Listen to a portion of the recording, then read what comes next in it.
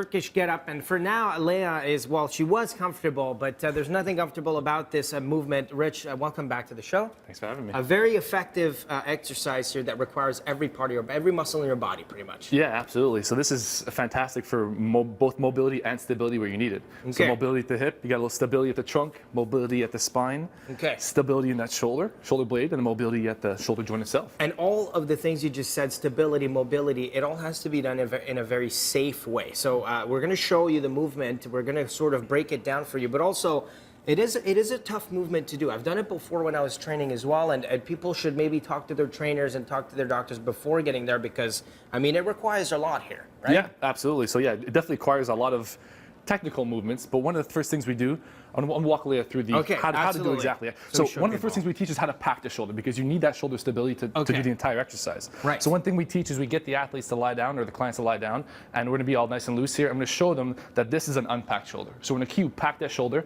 kind of bring the head of the arm down to the ground, and the bicep kind of towards the body. Right. And we're going to pull up as a unit right here. That looks like it's locked to me. So that is a lockdown. So exactly. So keeping that position, then we can drive through that right heel, so the heel on the ground, and pull with this arm to come on up here. So we have that shoulder still packed here. And that's when you see that every muscle in your body is working when you're doing this. Absolutely, and this is one of the most important parts, that hip lift. So we get that glute activation. Everyone likes a nice butt.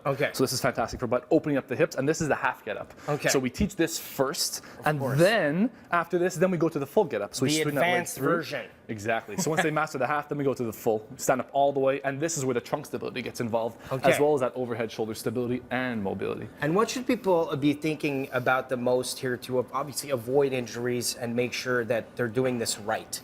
Progress. Don't get too crazy with the kettlebell. So first things we do, even without a kettlebell, we just teach it body weight, or just hold your hand up there. The movement. Exactly. Understand the movement, how it works. Understand how to pack the shoulder. Understand how to get that hip off and swing through, no problem, very smooth. And at the beginning, should people just always be sort of with the trainer, with someone to do this exercise? Yeah. So we recommend having a performance specialist, for example, one of us at Core Excellence, walking you through the movement to fully understand the half.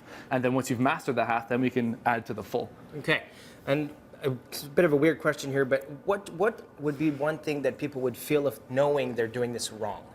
You feel this in your back. Okay. As you pick up your hip, you do one of these. You feel kind of like a pinching in the shoulder, or the kettlebell will be.